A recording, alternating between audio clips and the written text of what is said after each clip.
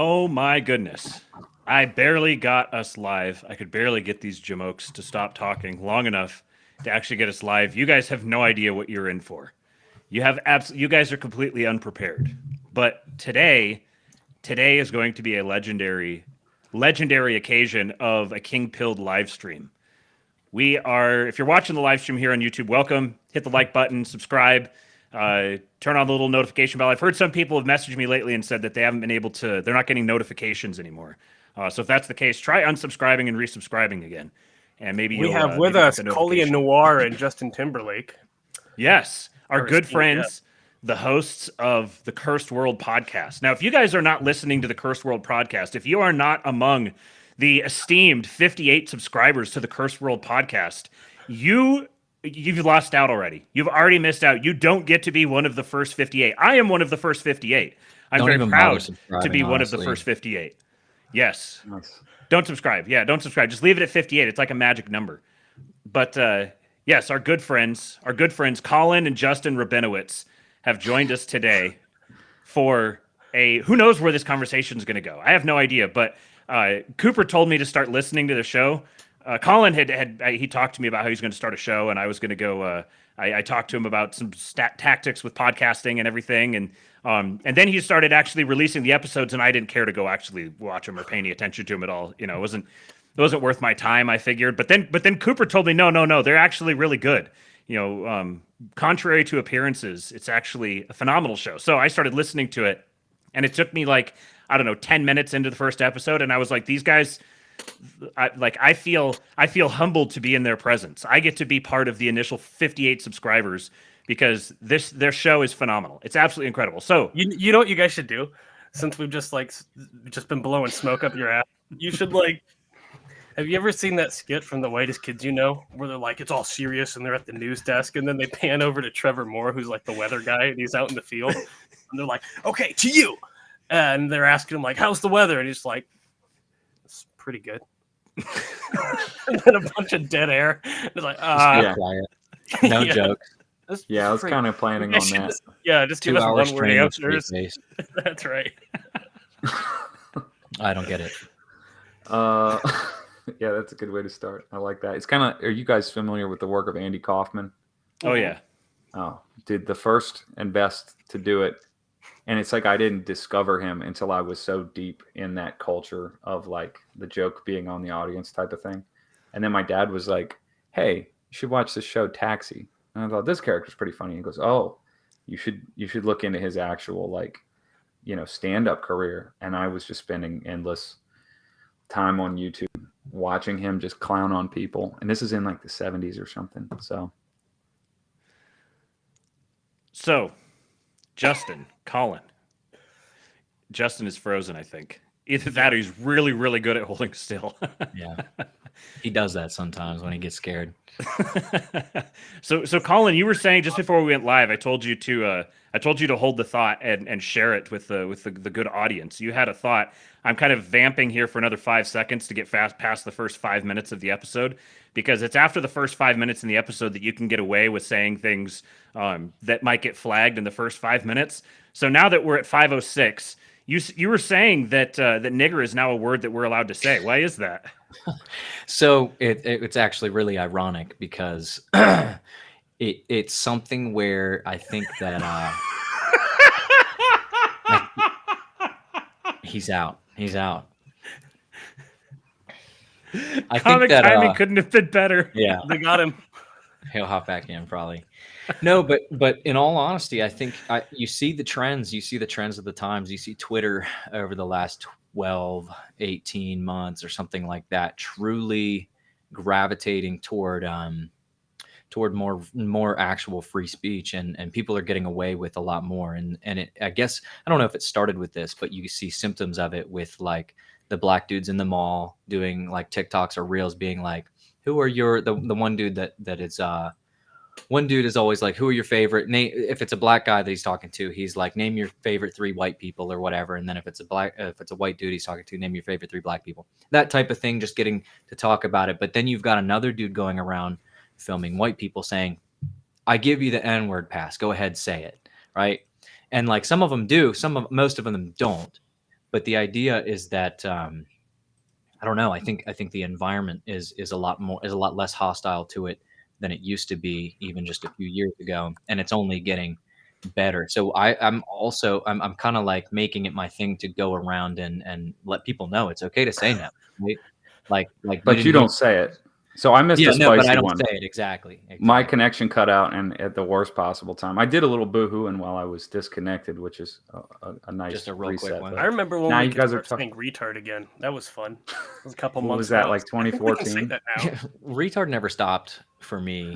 Faggot never stopped for me. Well, neither of these But- things stopped for me, but I mean, on Yeah, I guess so. Yeah, I can see what you're saying. But it's interesting to see how it kind of is panning out, and who knows where we'll be in 2 years or in the you next guys 6 got a months or whatever. podcast. Tell us about your podcast. What are you doing? What's that about? Justin, you want to take this? Yeah. It's the Curse World Problems podcast. And so we had this recognition that all of our conversations were about how, shall we say, gay and retarded everything is all the time. And that comes in many shapes and forms. And then we thought, why don't we broaden this discussion to the general public? And then, just a little bit of reflection on that. And we kind of put it in terms of, everything's cursed, as if we're living in a fantasy realm, and there's been a curse across the land. And then the more we kind of flesh that out, the more we realize, oh, that's just the narrative that we've come to. You're like the Fisher King. Is that one of those spooky badger things that lives in the woods and tries to No, get that's you? a Marvin. Oh, Marvin. No, I think it's a Fisher and a Marmot. I don't think there's any such thing as a Marvin. Yeah, no. It's a Melvin, It's right? a Marvin. I know. Oh, you're right. It's a Melvin. Sorry. Melvins are the bigger variety of that. They're hairier. So wait, when you say, now I'm curious, what's a Fisher King though? It's a trope in like medieval literature. You're not familiar with? Okay, so you have the knight who stumbles upon this kingdom and it's fallen into disrepair and it's all dilapidated in a once great land, and the king is kind of like sick or whatever, and then they have to go get the Holy Grail to bring it back, to resurrect the king, make him better. So everything. It's kind of like Rohan. what's his name? Rohan. Yes, Yeah. that's exactly what I was going to say. Okay. That's the Fisher King trope. Okay, that's cool. I never knew about Yeah, that. that's it though. We're just not like studied in the literary realm. You mean Boromir? No. Not Denethor. That's Boromir. And No, the Faramir's king. dad. What's his name? That worm tongue is talking to him. Oh, Theoden, Theoden. Theoden. Yeah. Yeah. Yeah. There you go. the Yeah. king of Rohan. There has never been a more appropriate analogy, or I guess example, to use for so many different things. Like calling somebody a worm tongue when they're being a worm tongue is satisfying. Mhm. It's good. It works. There's nothing more satisfying than having the perfect one-to-one example from some piece of Yeah, it's another good one. Randall from the show Recess. I met a Mhm. lot of Randalls in my life. Yeah. Remember I don't that think kid? I've ever He's- met a Randall I didn't like.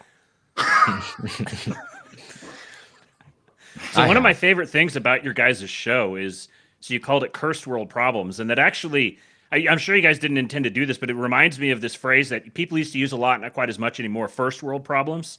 It's cool because it kind of Oh, rhymes. You're right. Oh, my- Yeah. Yeah, you're right. Yeah. So, how did you guys come up with the name of the show? We actually, if we're being super upfront about it, we took it from a play on words with first world problems. So we just Oh, really? changed- Oh, yeah. Because it rhymes, right? yeah. Yeah. So Yeah. we were thinking like, a play on that, because people used to say that to like tell you not to complain about your internet not working or being addicted to your phone or whatever. And then it's like, those are real problems. So it kind of turns the first world problems concept and the meme of it before memes became what they are on its head.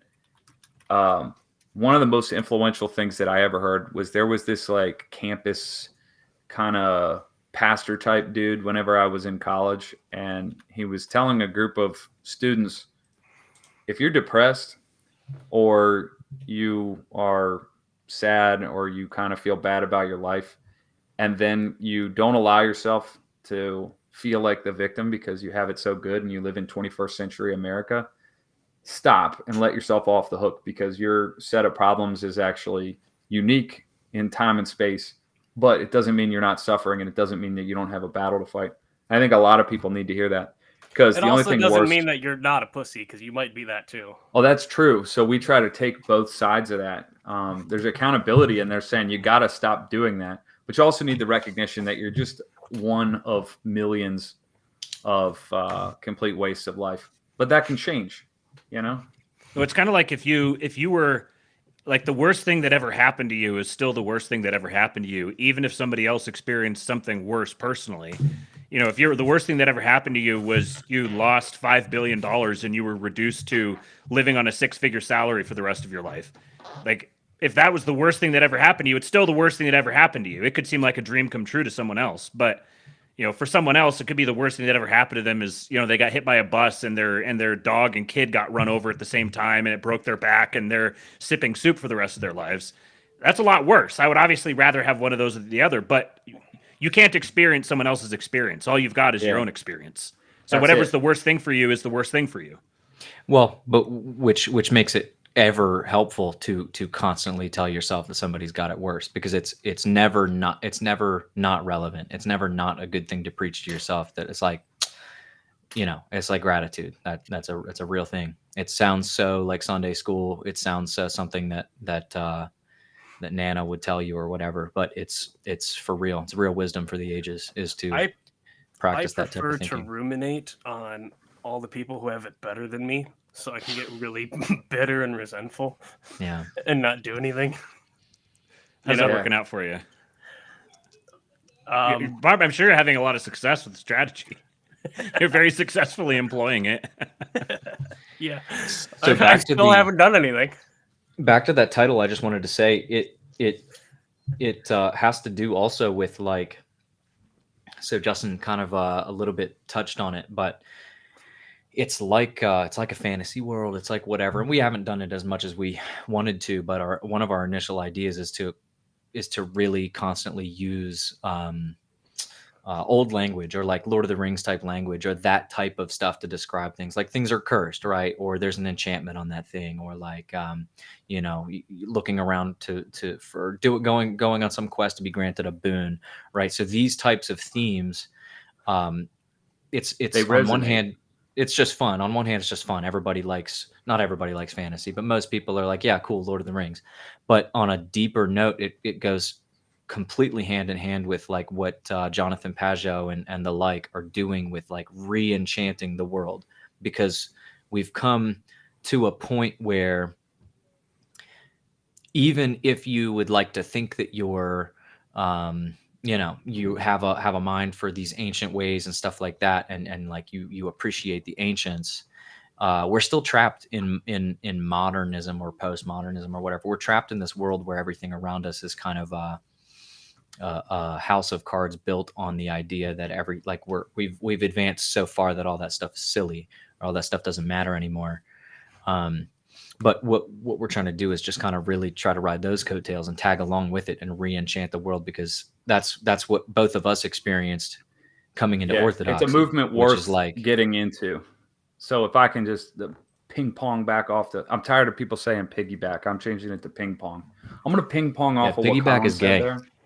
Yeah, I'm done with that. Thinking about ping pong I'm going to ride a grown man's back. Based. If you want to see some piggybacking, just look at the thumbnail for today's episode. That's what we're trying to get away from. Oh, man. Yeah, I'm trying to get away from that pong thumbnail. I'm trying to distance myself from that image, but you know, today was a couple steps back from that goal. But that's okay. Hey, it happens. But yeah, to ping pong back off of what Colin was saying. Ping pong, ching chong, ding dong. Go on. Sorry, I didn't mean to interrupt. Bing bong, ching chong, go back to ching dong, ching dong. Yes. So, do you guys want to see my best? Do you guys want to see my best impression of a Chinese person? Yes. Yo, give me all your money right now. Rip, rap, hip hop, rape. All right, do black person next. You want me to do black person? Yeah, do black person. I just spent all day eating the bean burrito and maybe a chicken burrito. I'm an African American. I'm just a kid. I don't know what I don't know what these. All right, Now Those do are a pretty white- spot do a- on. Every do a single white, one. of them is do a spot white on. person. You want me to do a white person? Yeah. Oh, you have to help me. I'm your greatest ally. I've got asthma. My sciatica. Now do a man. Oh boy. Okay. Man. Oh, you want pork fried rice? Like a man, like any man. That was Sorry, like a, that's Yeah, as opposed to like a woman. okay. So man, Like the opposite of that. there's Whoa, only man. one. There's only one other choice. Go for it. I didn't see the curb. I'm so sorry. I'm scraping the bottom of the barrel here. I've only got so many impressions. John, We burned right through them. Yeah, Yeah, exactly. We You just burned exhausted through all those. of our jokes in the first 17 minutes. So you actually don't have to bother watching the podcast anymore because what I just did there was the last 5 episodes distilled into about 30 seconds. Mostly just that. So any hoot to ping pong off of what Colin was saying, the movement that he was referring to. Sorry, I'm having a hard time resetting here. The movement that he was referring to of re-enchanting the world or undoing the like enlightenment posture toward everything, toward mystery, toward spiritual, like taking spiritual things seriously, taking the heart and essence of the world seriously. We've kind of moved away from that in the last, I don't know how many hundreds of years because I don't study history philosophy. But one thing I can tell is that the default mode for humanity now is this like materialist. I don't mean materialistic like we like stuff and money. That's part of it, but more materialist, that it's just a foregone conclusion that everything around you is comprised of atoms and molecules and the space in between. And then way out there in outer space, it's actually worse than that because it's nothing and darkness and cold and silence. And then that's the whole universe. So because that's been drilled into our heads, then we kind of dispense with anything, or we second guess ourselves out of any kind of conception that there's inherent meaning, that there's inherent beauty, that there is a quest, and that there's a story, and you're going to be on the right or wrong side of that. Or you can choose to act heroically, or you can choose to be the worm tongue. When you put it in, when you recapture that and you start to take the narrative arc of your life and of world history seriously, and you start to embrace the idea that history even has a narrative and has meaning, life becomes so much better and problems become so much easier to identify and say, oh, these are the guys, these are the orcs. This man right here is acting as a noble king. I myself have been a squirmy worm and refused to step up to the plate. I'm an orc. Yeah.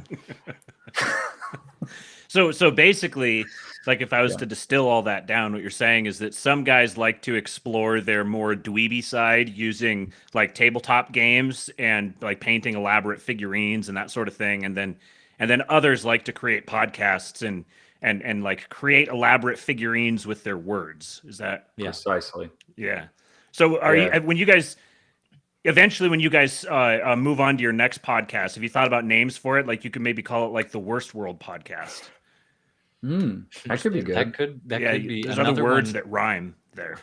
The runner-up for our podcast name was The Spectrum. It's going to be a call-in show. It was going to be a call-in show where people call in and then you say, "Hey, how's it going? You're on the spectrum," and then you go from there. We all are. And that's the only bit, you know, and you just keep going. Yeah, the whole bit was that we get ultra autistic about every topic of conversation. And so we ended up doing that. We just branded differently to Curse World Problems. And that basically to kind of like put a cap on what I was saying a minute ago. Once you can identify the curse of the world and then you can start to talk about how to fix it. And then you can also like make sense of the fact that everything does suck. You don't have to like gaslight yourself and say, oh, why do I feel terrible? Or why do things suck? Maybe I'm just depressed. Everyone else seems to be having a good time. No, we want to validate people. We want people to hear and go, oh, I guess I never noticed before, or I have noticed, but I didn't want to be a complainer. Get people to say, yeah, that's true. music, history, culture, and politics, and everything has been corrupted by this curse. You don't have to put up with that. You don't have to act like it's all cool and everything's the way that it should be. So the examples of that are endless. I like Jackalope here says the Wizard's Tower because the opposite of the Longhouse is the Tall Tower.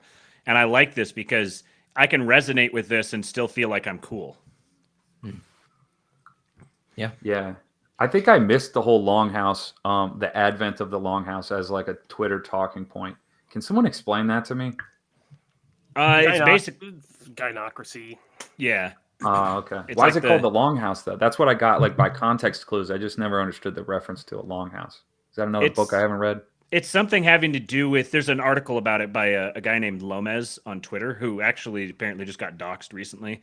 It's where he goes into the etymology of the Longhouse and the way that it you have like the men and the tribe who are out doing man shit, and then the women are the ones who are back in the Longhouse who are governing the tribe, and you get that sort of gynocratic influence. And that's my understanding of where it was derived from. It's one of those things that I understand it. I understand it intuitively, but then to try to like pull it down out of intuitive world and put borders around it is kind of difficult.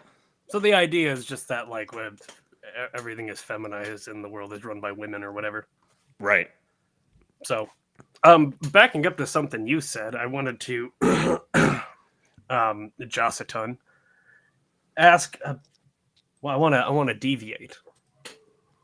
And deviate like a septum. Yeah, like deviated septum. Yeah, I got a deviated septum.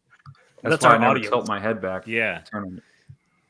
You know, if you got a deviated septum, it kind of like restricts airflow to your brain, so it makes you a little bit retarded.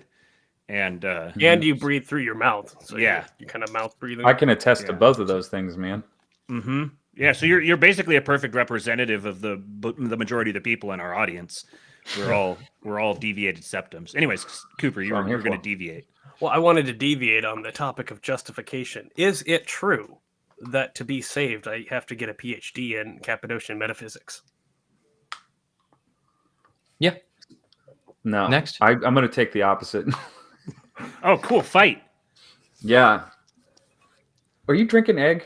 Tell me you're drinking no. some egg yolk. We No. could get into that conversation too. That's a hot heater. Yeah, maybe later.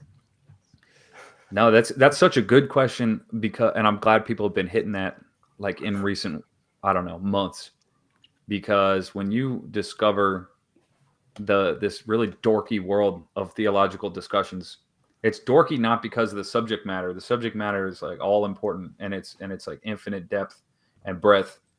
But if you're like me and you really aren't that good of a student, that good of a scholar, you're interested in the stuff but don't have the patience or the dexterity, or your brain's all burned out from the dumb stuff you did earlier this morning, you can get to feel like you do need a PhD even to apprehend the kingdom of God, and it's the opposite. So we're like as far as you could get from the sola scriptura crowd and concept, but then in a nuanced other way, it really is true that the truth of salvation in itself being like a pearl of great value hidden in a field, it is simple and it is beautiful, but it's hard to get a hold of. So it can't ever be like a bulleted list. Here's what you need to do. But it also, one thing, if it's not that, it's also definitely not, you got to read 300 books and go to seminary or read a bunch of Twitter threads from people like, yeah. I think the biggest reason that that people get so into it, which, side note, remind me to go back to autism for a second, but the reason people get so autistic is specifically because they had to come from something else. So like we got rationally stimulated to a point out of Protestantism. But that's not how it is for everybody else. So for us, it took, not that we've like read all the books or whatever, but it took going down that path of like, we got to get the nitty gritty of the theology and how all of these little interlocking pieces get together so that it makes sense, because we're autistic about it making sense and fitting together in a way that is not, that I don't have to have like a functioning cognitive dissonance to like keep it going, right? And so only for those who are skeptics on the outset, that those people, it's part of their journey typically to like go and get in to do a deep dive into the Cappadocian Fathers, you see. Right. And so, Well, that's what happened to me, because I come from an anti-Trinitarian background. So I know way more about the Trinity than probably is healthy for anybody, yeah. because I had to figure it out, man. I had to make sense. But picture somebody else. Picture the opposite end of the spectrum. Some poor guy on the other side of the world, or in third world, and they're just living their life. They're just waiting for the next meal or whatever, and then they see an Orthodox church and they go in and they hear scripture being spoken to them and they see the beautiful pictures and they're like, this is awesome. This is what I want. This feels safe. This feels like what I need. And then they just faithfully show up for the rest of their life. All of the I mean, it's surprising how many of the the cradles, as they're called, all of the Greek yayas in our parish, they do know stuff, and they know a lot more stuff than you think. But I could easily imagine any of them just being lifelong cradles, and they're faithful. They just show up, they take communion, they take guidance from their spiritual father, and that's it, right? They don't need to know all that stuff. Imagine in the first several centuries of the church, I think we get this this perception that sneaks in because it's like a bias from the things that you're exposed to. So if you're reading the canons and you're reading things about the ecumenical councils and all that, and it's just endless tomes, and you're reading about all the saints and all the defenders of their faith from all these different centuries, it's easy to lose sight of the fact that most people couldn't read. It didn't have anything to read. They didn't have books being printed. They couldn't get on Amazon and get something to read and then argue with people about on Twitter. They were the church. The church is not just the people that duked it out at the Council of Nicaea. The church was all the people that those bishops were overseers of, but they were still beholden to, and somebody correct me if I'm wrong, but if the lived experience of the laity disagreed with something that a bishop brought back from the council, the people would be like, no, that's not what we know to be true from our communal being led into all truth by the Holy Spirit. And it's because they get it rather from just studying all the tomes and the books and the church fathers and all this stuff. They get that via osmosis from being there faithfully. You know what I mean? Like, that's why all of these long time old timers, all of these long-term Orthodox people, whether or not they did the rigorous study, they get a lot of it. They get a lot of it through osmosis, because every divine liturgy is saturated in it. You can't agree, but imagine this though, and this is going to be maybe somewhat controversial to some, but the liturgy didn't exist forever. And so it is true that people get from the liturgy and from the experience of life in the church, they get all that truth, and they're able to be refined in true knowledge and wisdom and the life in Christ through their participation in that. But I would even say that the liturgy itself was informed by the knowledge communally of the church. Sola liturgia? I'm just saying, imagine the first 3 centuries of church history. It's that the Holy Spirit was bestowed upon the people at Pentecost, not just the pastoral leadership, not just the apostles, but the people. And they all spoke in different tongues so that people could understand in their own language, and then they began to worship together organically, rapidly, and for the truth to spread and for the gospel to spread with all of its nuance. But they didn't get that so for us, it's a good thing. We get to go to the church and recover what we didn't have access to our whole lives. We just discovered that this pillar of truth is there waiting for us, and that you can spend your entire life gaining more and more and more. As long as you're there humbly, in submission and ready to receive, that's where the lifeblood comes to us. But think about before the liturgy was constructed, developed. Somehow the life of the Holy Spirit and the body of Christ on earth was developing the thing that now we participate in. I hope that's not too autistic of a, or I hope I didn't put too much of a fine point on it. But back to go ahead, your earlier point about the laity. I do recall reading at some point, I believe it was a letter from Pope Saint Leo. I'm not sure which one. It was a pope and it was a saint, commending the laity in Constantinople for basically walking out on Nestorius and not playing ball. So, Yeah. to your point. Yeah, I think that's probably what I was thinking about, and you're like kind of calling it to the forefront, because it's probably one thing that I read about one time, Well, it's like 6 months ago, and it's lingering up there, ping ponging around. It's like antibodies. It's like white blood cells going to the source and like attacking the thing. I feel like the body functions as a body. It's just not. I don't know. That's the hardest stuff to explain for me. I'm not a genius. I'm a slow boy. I'm a certified slow boy when it comes to a lot of that stuff. But let me try to explain for you, Colin. The white blood cell in the body is kind of like a cop.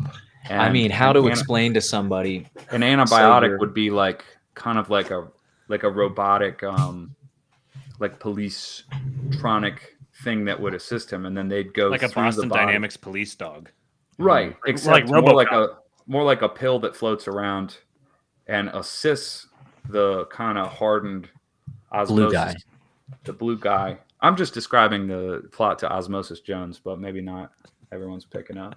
Just a little bit too esoteric. Yeah, maybe that's just a little too far on the periphery. Whenever you said big pill guy, I immediately knew what you were talking about because it's the only big pill guy there is. Right. So, Colin, you wanted us to remind you about autism. You wanted to talk about autism. Yeah, so people toss it around, and I think I honestly, it's offensive, isn't it? It's offensive to Yeah, me. No, right. no.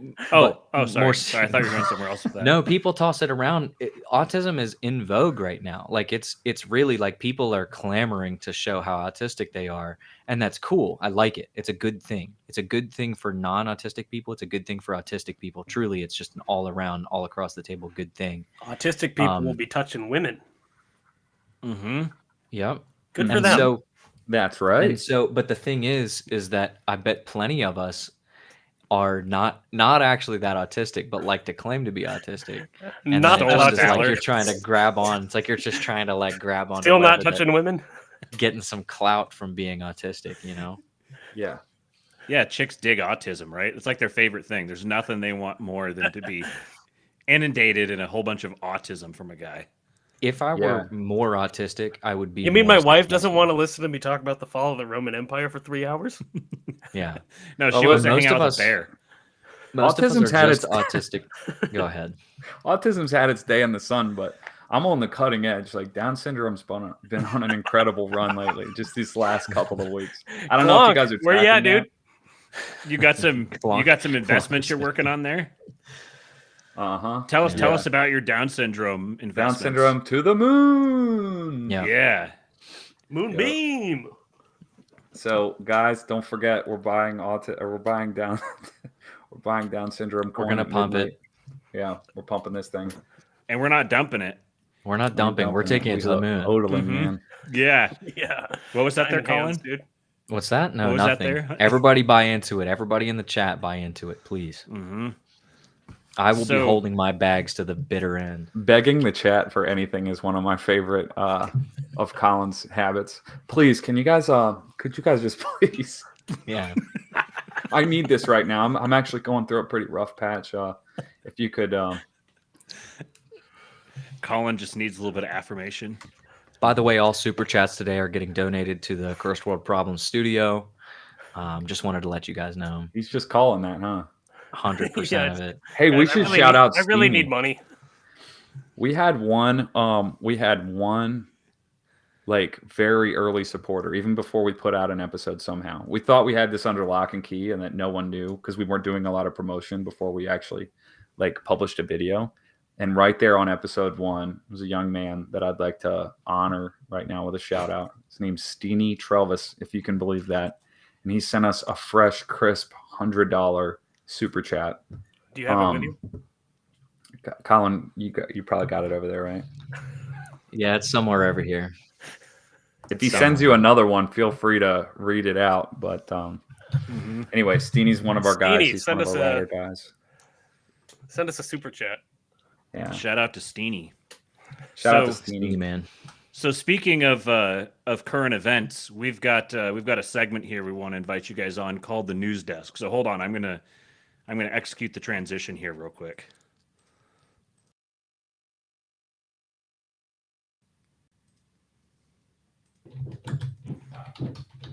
Okay, we're at the news desk.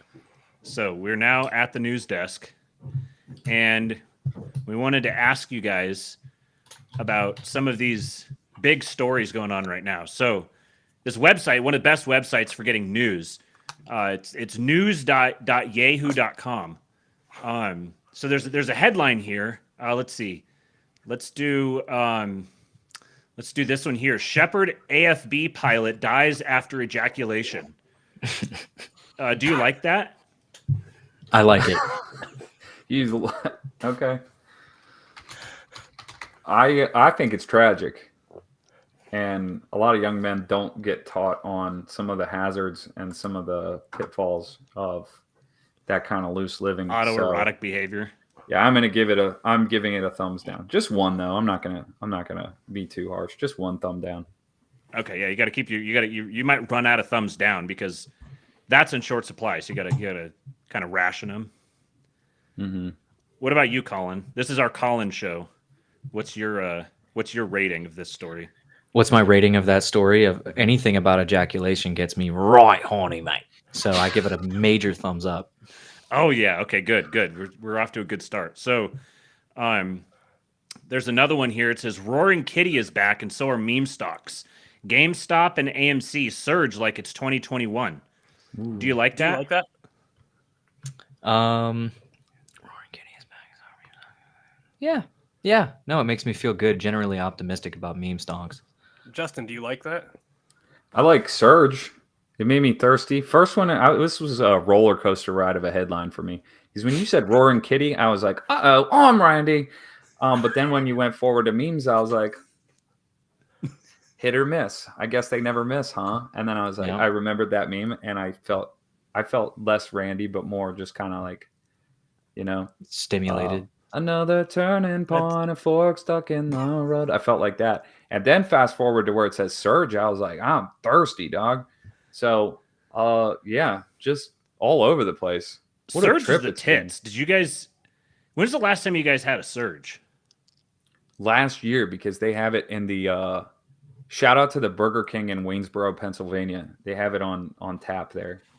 Oh shit! Okay, we need to. We've been planning. I say planning, just kind of, sort of vaguely talking about doing a King Pilled in-person meetup. And now I think we know exactly where this meetup needs to happen. We're going to be pitching tents in, where is it? We're going to be pitching tents at the Burger King in Waynesboro, Pennsylvania. Yeah, that's right. Waynesboro, I'm Pennsylvania. I'm pitching a tent right now. Thinking about it. Well, yeah, it said we were talking about ejaculation, and then it said Roaring Kitty, and I thought we hadn't changed subjects yet. We got a super chat here from Well Emmanuel. He gave us 30 Mexicans. Not bad. Justin, do your Mexican impression real quick? Okay. Bing bong, ching chong. Go back to your country. Yeah, that's it. It's bing bong, ching chong, wing wong. Actually. He said cursed super chat amounts for cursed world problems. All right. I don't know what 30 Mexicans is. I don't know how much that is.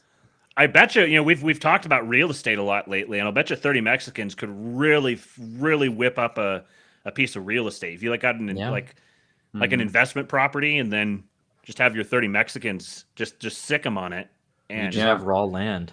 Another thing you could do. A friend of mine had this idea because the labor is notoriously cheap, and you know where they're at, like the Home Depot.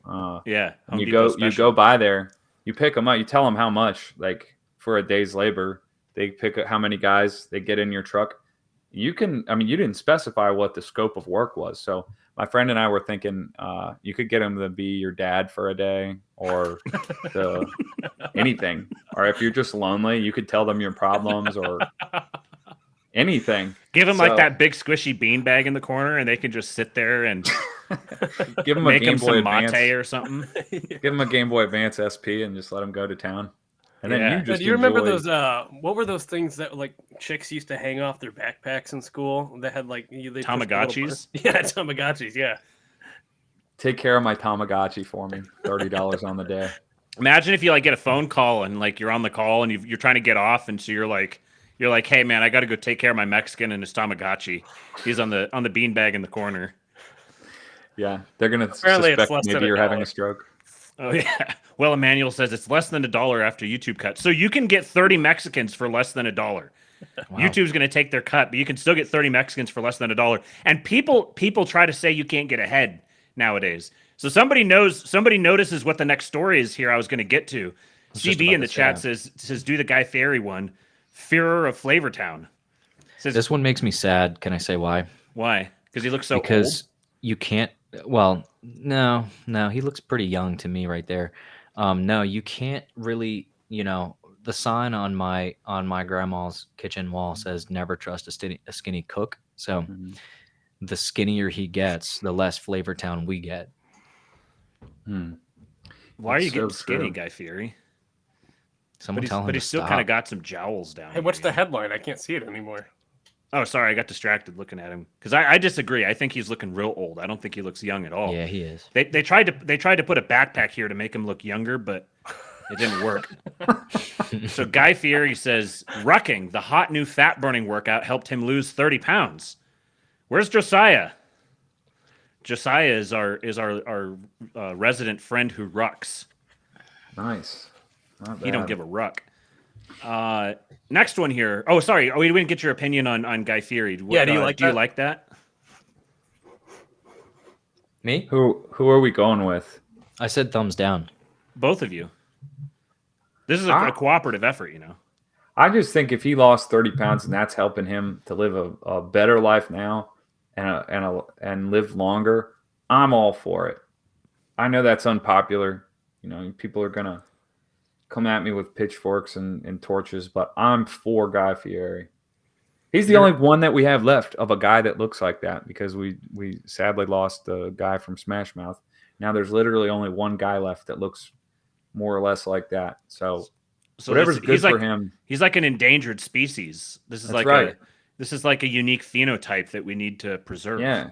The phenotype went down by 50% in population in only the last couple years. So I want to see him live. All of those, I want like- to see him have an incredible comeback.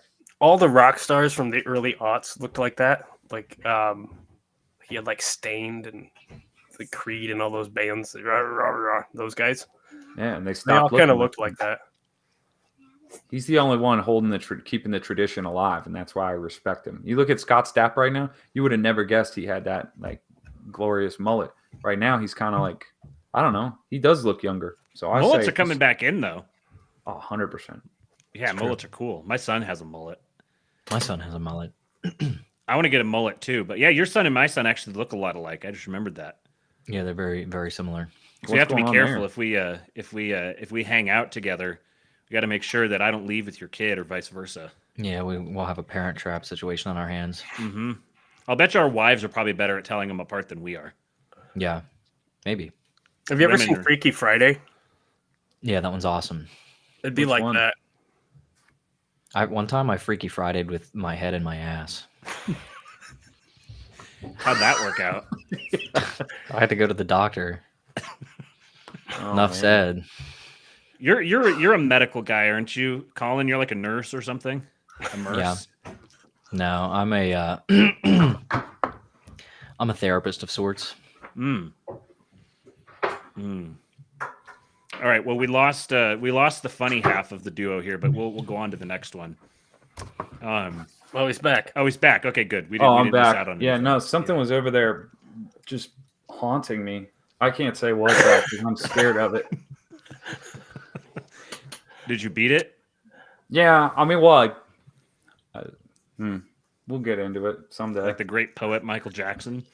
Yes. What did Michael you say this Jackson. morning, Cooper? You said something about Prince? Prince and who? Oh, Blippy. Yeah. Blippy is basically like Giving following Prince the a run for his footsteps of- money. Yeah, he's impressive. You guys ever watch Blippy? No, we stick with Bluey. Oh yeah, we just became a Bluey household recently. It's honestly so good.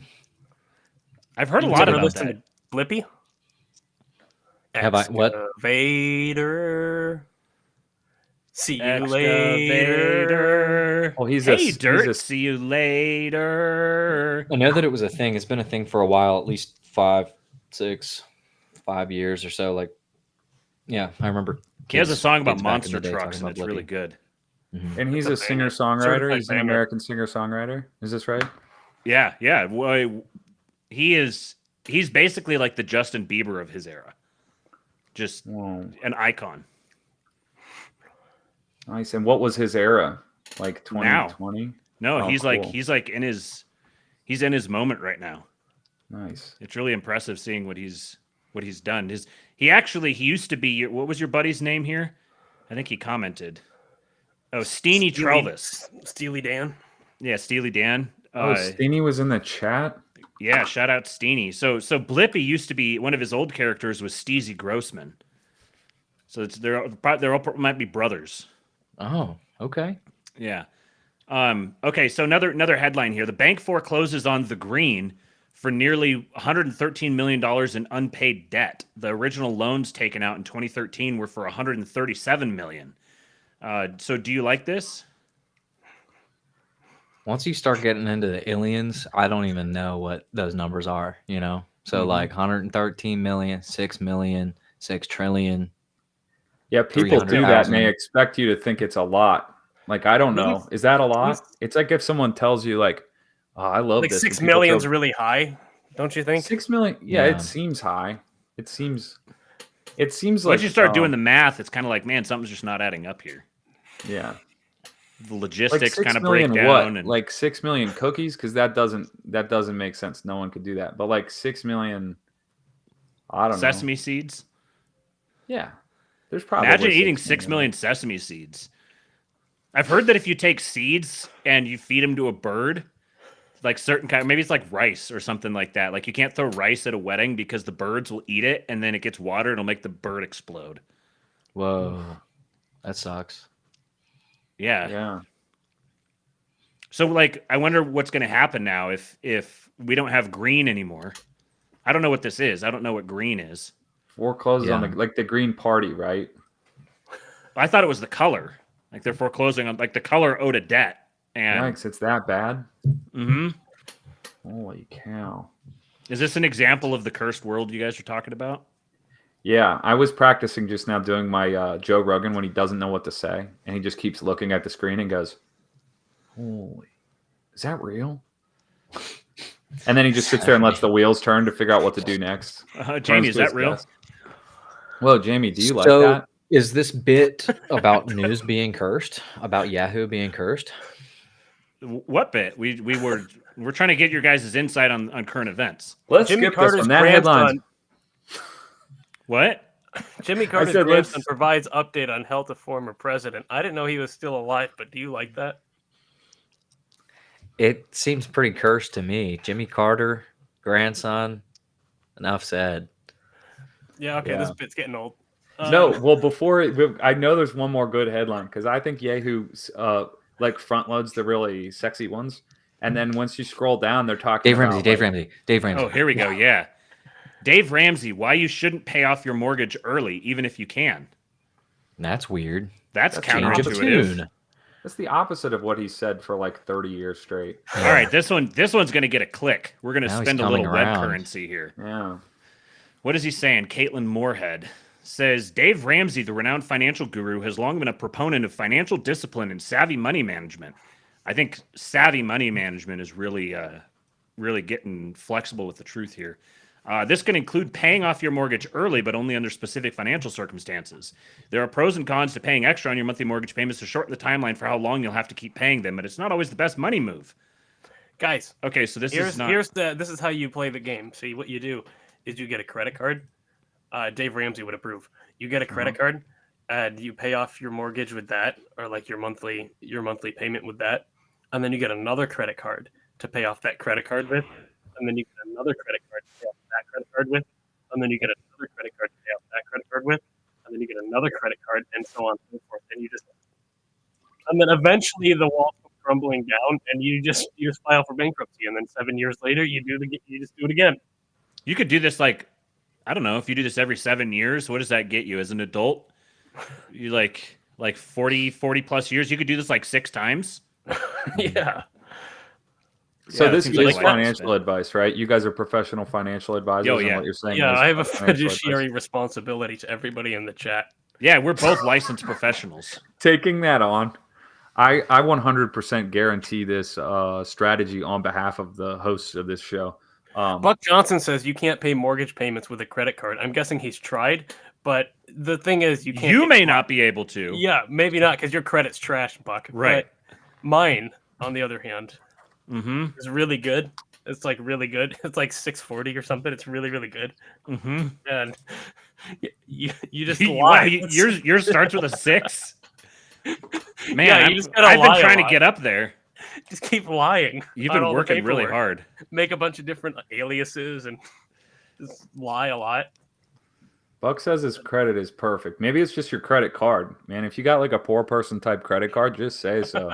Mm-hmm. Yeah, You know, There's no Yeah. judgment here. This is a judgment-free zone. But you got like exactly. that, you got the Costco credit card, didn't you? Oh, Buck's coming with the heavy words now, Cooper. He's throwing down. What's your response? I mean, I don't take financial advice from failed firemen. Yeah, you guys should have a flex off. Anyway, now what do we talk about, guys? Because we had this bit and we were hoping that would do a lot of heavy lifting for a while. Yeah, we were But, hoping to stretch this bit out a little bit longer. You know, we're not even to an hour yet. I think we need to. Dave I Ramsey. think I should read slowly through the rest of this article. Dave Stop and look Ramsey, up some more like, words. I was expecting you guys to be a little more rambunctious than you are. So hey, I can get rowdy. Just get this Dave off my screen. Get him out of here now. You guys thought Yahoo would make us rowdy? Yeah. What if we do look, I know you're here to call the shots and I'm just here to no, call the shots. Go for it. we should do an impression off. You hit Colin first. You give him 3 seconds to come up with his best impression. No more racial impressions. I find those to be insensitive and in bad taste. But give us celebrity impressions, and we could go for another hour. Okay, Colin, go. Wait, you're not going to give me one? John Lennon. I'm John Lennon, mate. Yes, I'm John Lennon, mate. Oh, cheeky. Ow! Is that good? Someone shot me right in the forehead. This is John Lennon, and we are going to play. What's a Beatles song? Tell me a Beatles song. She loves you, or she loves me. She loves me not. She loves me. Hit it. 1, 2, 3, All right. 4. Now let me do mine. Oh, I'm John Lennon, mate, and I've wrote the most brilliant song. It's called She Loves Me Not. Who's that in the distance there reading J.D. Salinger's breakout novel, The Catcher in the Rye? Oh, what's in his hand? He's got a gun! Oh! That does not get me horny at all, mate. Oh, he shot me right in the face, and I think I might perish. I didn't know we invited Russell Brand onto the show today.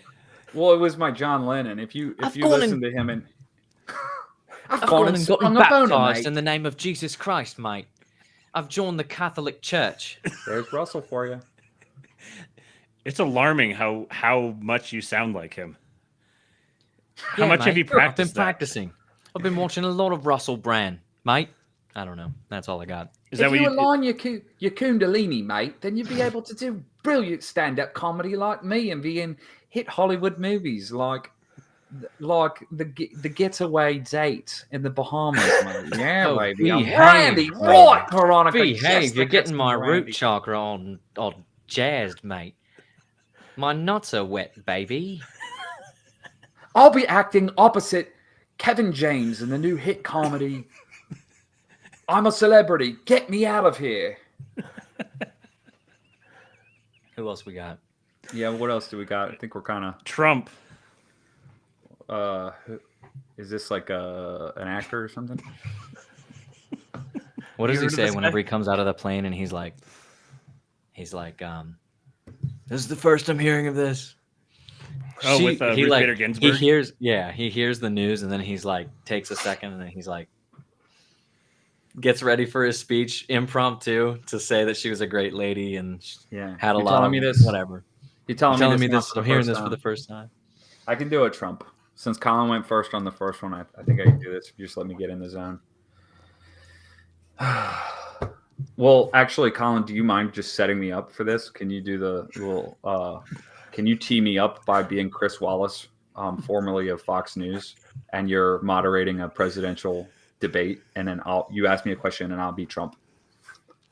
This is gonna blow your guys' mind, so I hope you're sitting down. I am. Okay. I didn't know if that was just like a thing that appeared. It was supposed to give the illusion of a chair or not. So just Yeah.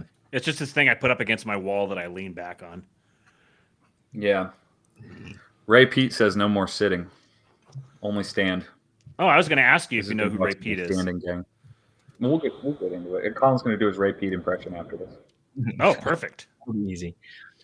All right. Chris Wallace interviewing Donald Trump. Go. Mr. President, we have you on record for saying they're not sending their best. What did you mean by that? Look, we got so many Mexicans in this place. There's like 300 million Mexicans. And I'm Donald Trump. I'm making the spaghetti and meatballs. Oh, That was good. I think I goofed that one up. That I'm was sorry. better than freaking what's his name? That was better than Well, I that get dude. nervous. I get nervous because I get into the impression Shane and my brain Gillis. kind of, I get excitable. My autism starts acting up, and then I kind of slide off the rails. And sometimes I do an Italian man and a linguine. Okay, so Ray Pete, Colin.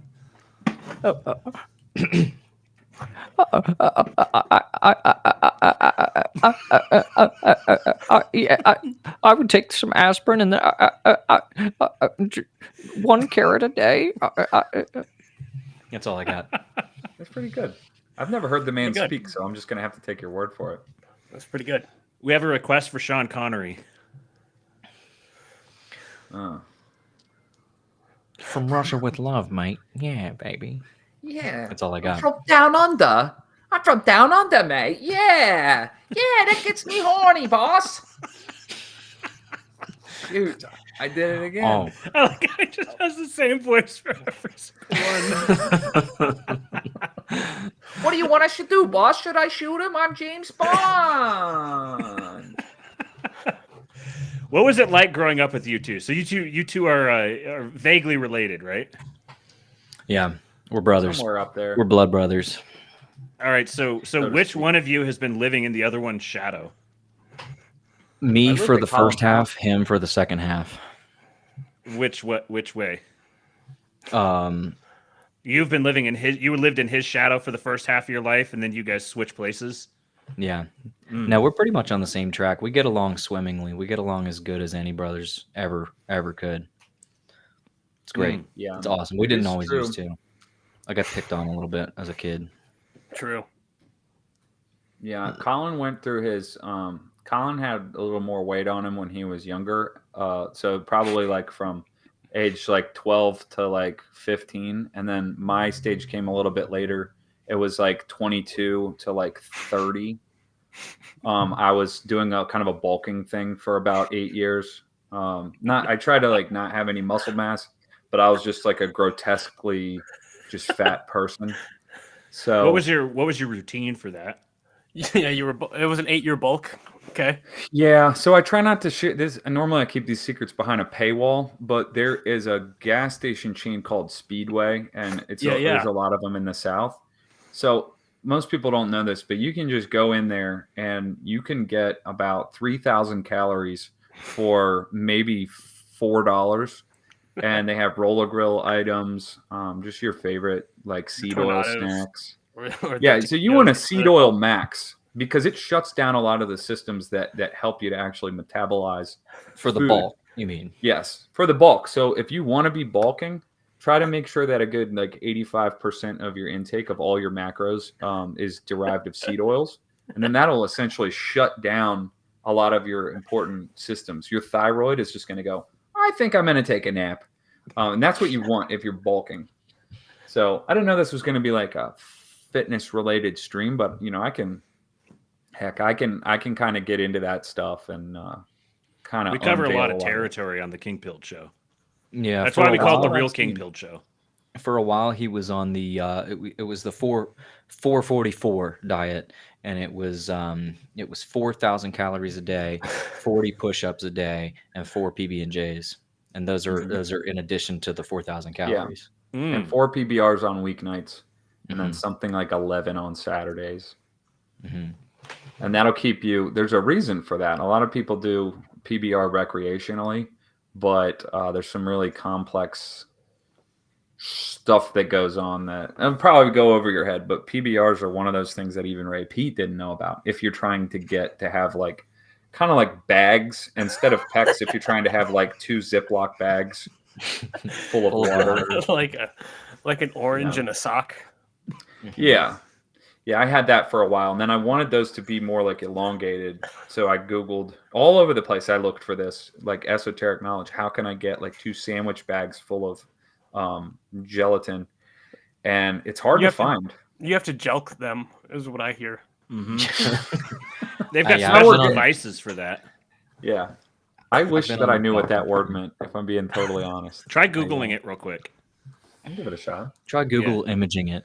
It's funny because I don't know what it means, but I'm 1,000% confident in my spelling of it because I've seen it. It's all over the place.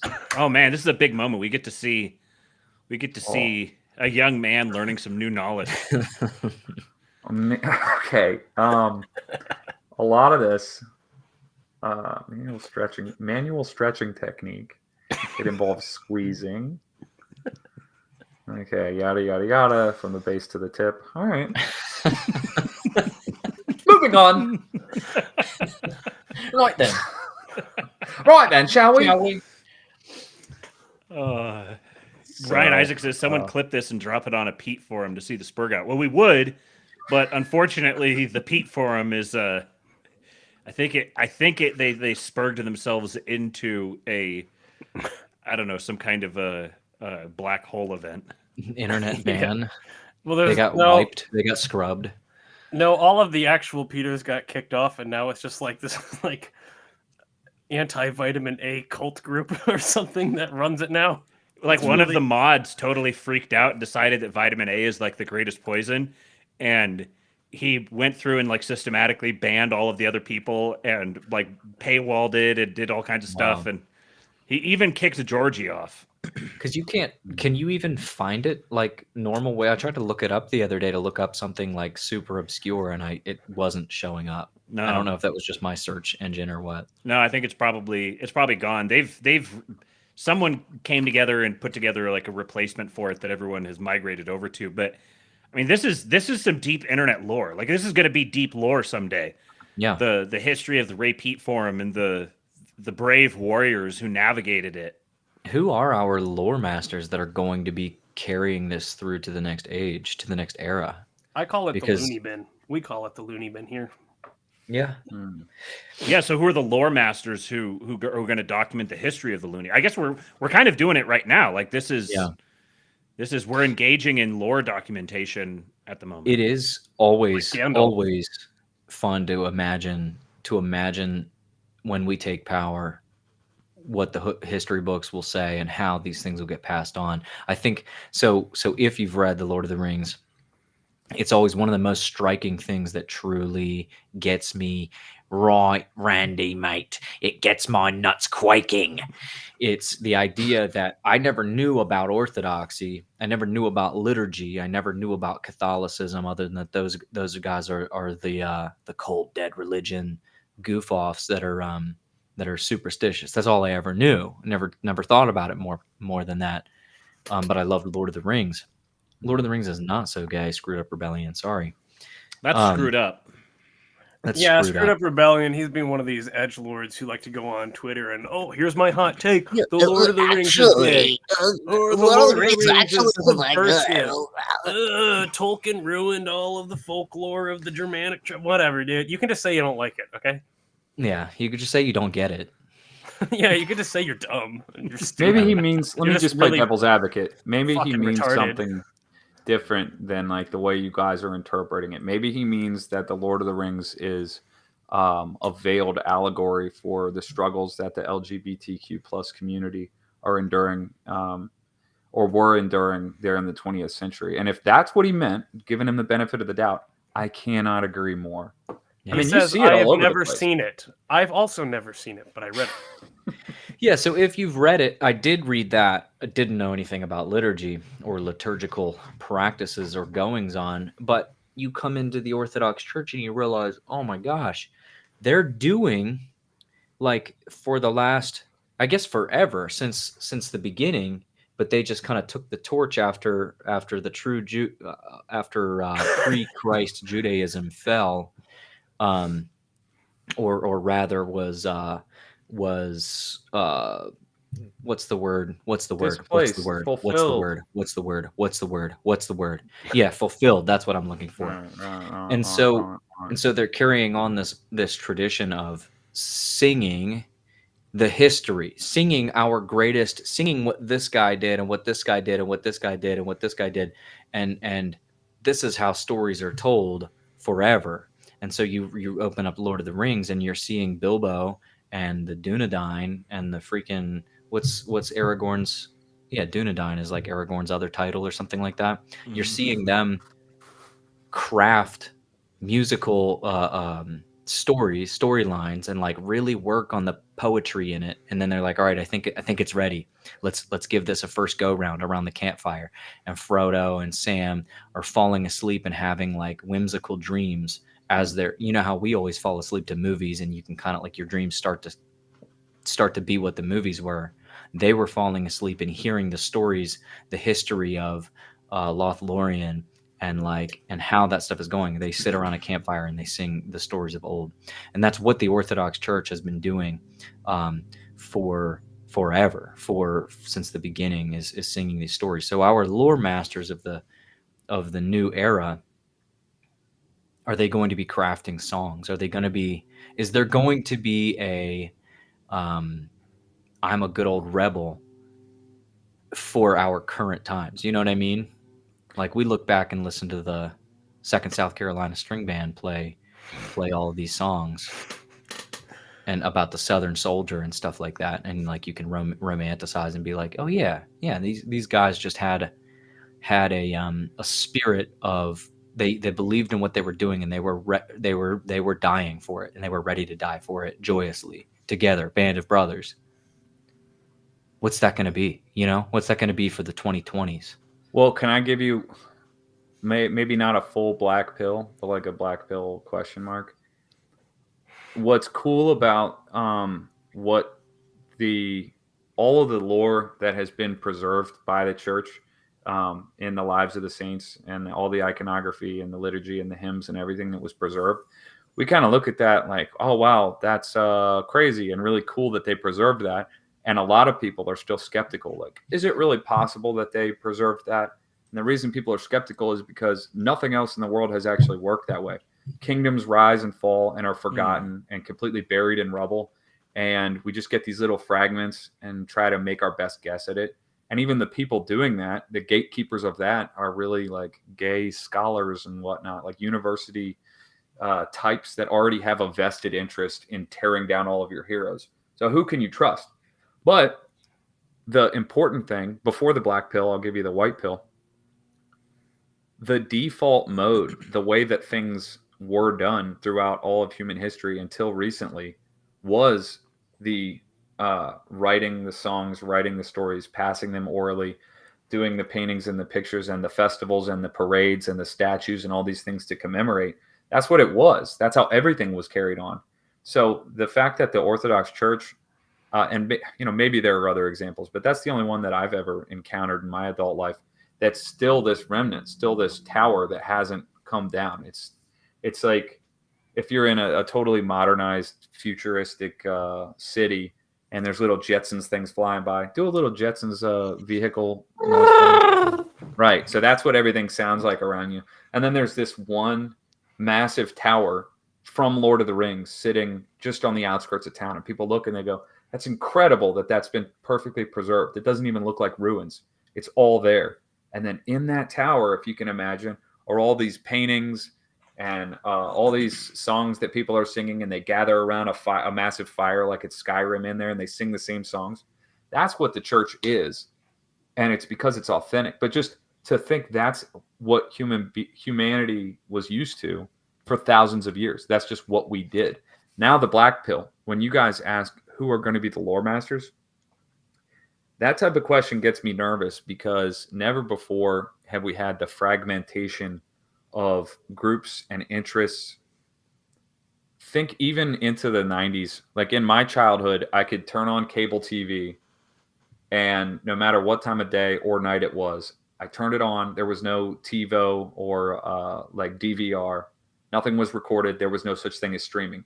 So when I was watching, I had this subconscious recognition that there were at least tens of thousands of people, maybe millions, watching what I'm watching. If I woke up at 2:30 in the morning and I see the theme song intro to the George Lopez show, I know that there's some other kid out there waking up to get a drink of water and hearing "Bop, bop, bop, bop, bop, bop, bop, bop, bop, bop, bop, bop," and the people jumping on the trampoline. That sense of like, hey, on this channel at this time, I am connected with someone that I don't even know all the way across the country. Now we have it so good, but how good is it really that we have the internet, endless streaming options? You're not even watching it at the same time. Yeah, you can get on Twitter and like connect with your favorite community. I was going to refuse to say the word fandom, but it's just begging for it. I can't imagine anything. Sorry, I'm off on a tangent there that I shouldn't be. But you're taking part in something, and you're like everyone getting together around a circle to discuss their favorite like cartoon, and the people you're talking with are like 45-year-old men that like to dress up as horses or whatever. It's so fragmented. There's like 2 million of those things. What's the point in keeping you can have lore keepers, but it's not going to be this, it's not going to have this universality that the human mind and spirit have taken for granted since the dawn of time. So what's it going to look like in 50 years? Kids are going to be like, what was cool when hey grandpa, what was cool whenever you were coming up? And it's like everything was cool to everyone all the time, and no one knew. You see what I'm getting at? Mm-hmm. That's the black pill for me. And I don't know if that's ever going to reverse course, or if there's going to be lore keepers. If there are, I guess just to kind of put a bow on it, if there's going to be a lore master, who's going to be the one to validate that, or to say, yes, this lore is correct? Because we didn't have the communal experience of it. You just have to take some people's word for it on some forum or a YouTube channel like this, and they'd swear by it and say, hey, in 2024, there was this movement. But you're not going to find that in the newspapers. You're not going to find it in the songs that people wrote, because we don't do that like we did just yesterday. Growing up as a naive young Seventh-day Adventist, I was conditioned to view the word tradition with horror. There's something to recoil from. Traditions. Tradition.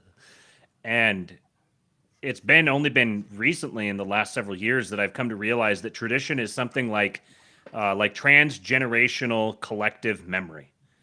That's what a tradition is, like a piece of technology that one generation uses to communicate with another generation that they're not necessarily directly connected with.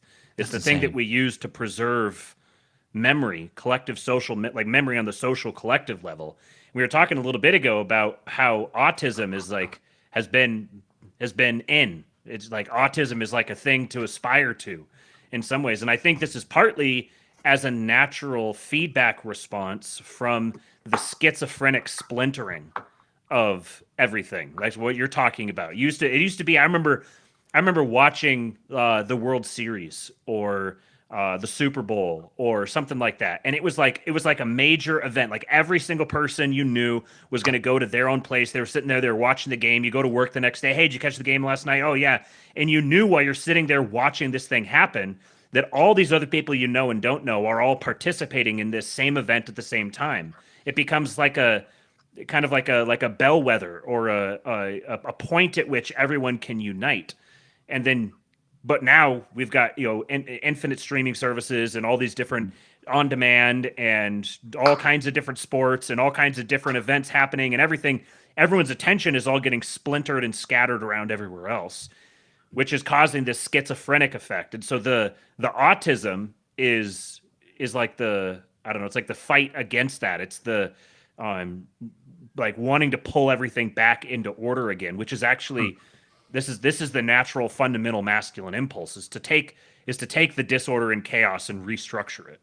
And I think that it's getting the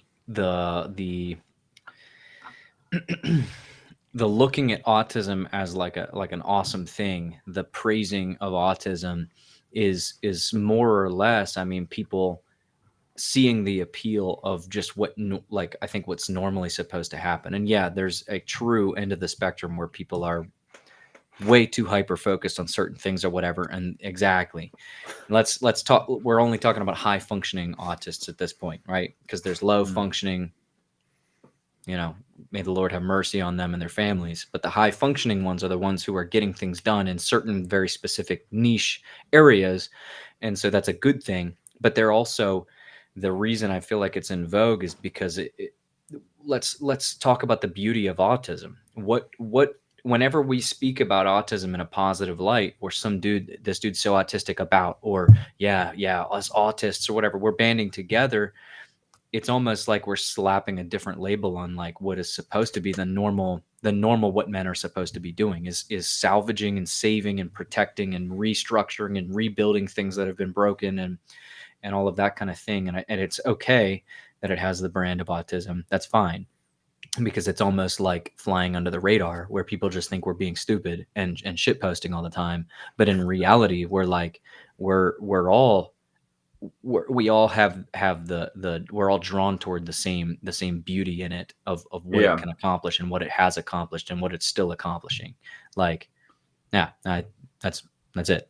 Do you know what I liked what you just said though is about shit posting? Because there's almost, from a person that was just dropped on this planet from somewhere else, and they look around, they look on the internet, or they see this type of guy that I guess ostensibly the four of us are, they might get the impression of like, these clowns don't take anything seriously. Everything is just, it's all mirth all the time.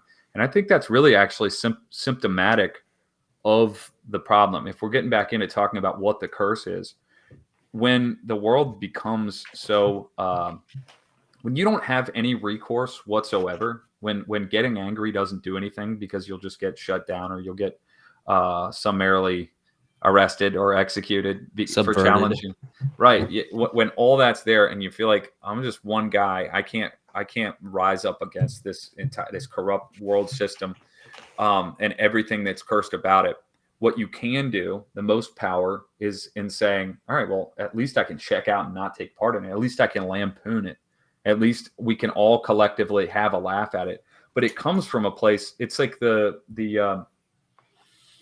what's the crying clown type of thing where, everybody, I think the spirit of that kind of post-comedy on the internet, and it's got a little political tinge to it, or it's just like a why not attitude, comes from this like collective sense of it must be lampooned. If we're living in a clown world, it needs to be treated with that level of respect.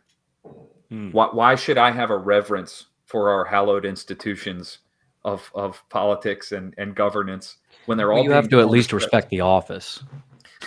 Thank you. You're right, man. I may not agree with the president, with Mr. President. Yeah, but at least I respect the office. At least he shits his pants like a man. You don't have to respect the president, but I would still give him a nice kiss if I were. If I were to meet him, I would still give him a sweet kiss for being my sweet prince of a president. Because, But I mean at the end of the day, he's just trying his best, guys. You're really mean to President Biden, and he's just trying his best. It's like you wouldn't go. That goes back to, I mean, what you were saying about lore masters. The only how the church is effectively the bastion of keeping things intact, and that tradition. I mean, that's the only history that matters. The one that we're singing week in and week out and week in and week out, and they do. It's not just necessarily the scriptures, but it's where Christ is in the people, in his icons all around the world at all times. So we're not only talking about what happened on the cross, but we're singing the story of of some saint and what his story meant and how it reflects Christ. So, like I said, the only history that matters is being like the lore masters. We don't have to worry about it. Yeah, in public culture and stuff like that, we can try to take that on, but the church will be doing that invariably. But it's doing the same thing for it's preserving whatever all of that kind of stuff that we're talking about, where it's like the stuff you can take seriously, the stuff that you exactly. should. The only thing that's left where so honor these things that shouldn't be scoffed at or blasphemed is the only thing left in our modern world, and so it exists in the church. Take the metaphor earlier that I was saying about the futuristic city with the flying Jetsons vehicles, and all of that is just an empire of trash, and it's all fake anyway. It's like in Korea where they have the grocery stores and all the fruits and things are just fake. They're cardboard cutouts or whatever. That's the world that we're in. And then you have one real thing, and the meaning of the universe and all truth and all goodness, like a terrible, fearful thing, but that it's also the only avenue of hope and life. That's the thing that finally gets the Joker to be like, oh, okay, no, now I'm ready to be a knight. Now I'm ready to go Braveheart mode. Whereas before, it's all clowning around because the world does not deserve, it has not earned the respect. So that's the thing. I think that's the revolutionary act, is to stop buying in, stop getting angry when Fox News wants you to get angry, or CNN. Stop getting angry even when some guy on Twitter with 30,000 followers shows you a video of of a Chinese guy stomping someone to the ground, or like dragging a woman behind a car. And all I don't even actually Chinese buddies. Yeah. With all of his Chinese buddies, they always fight in gangs. Even what I just said is offensive. I tried to get out of being offensive, and now I feel like I've trash talked the Chinese. So what you did is you managed to offend two different groups at the same time. You doubled down on it. I'm really bad at this, man. Yeah. But they're keeping intact this honor code that if you look around in modern society doesn't exist. And maybe you could make an argument that certain areas or whatever, like gangs, I don't know, do they have honor? No, there's no honor among thieves, I guess. I don't freaking know. But the idea of like the I guess a perfect example would be like a Protestant knee-jerk reaction to feel disgust when they are presented with the idea of kissing the priest's hand. They don't get it. They don't understand. They're trapped in clown world. They're trapped in post-honor society. They're trapped in retard land, right? And that doesn't lead anywhere. Nobody benefits from that.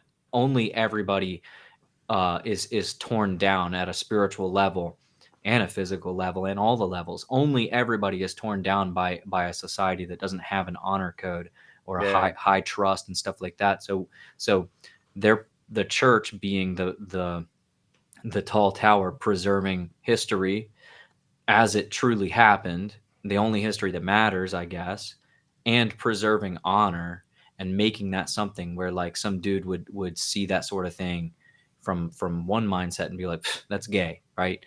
But then the same dude, once he gets an understanding and a working, like a truly experiential dose of this sort of thing, is like, no, I get it.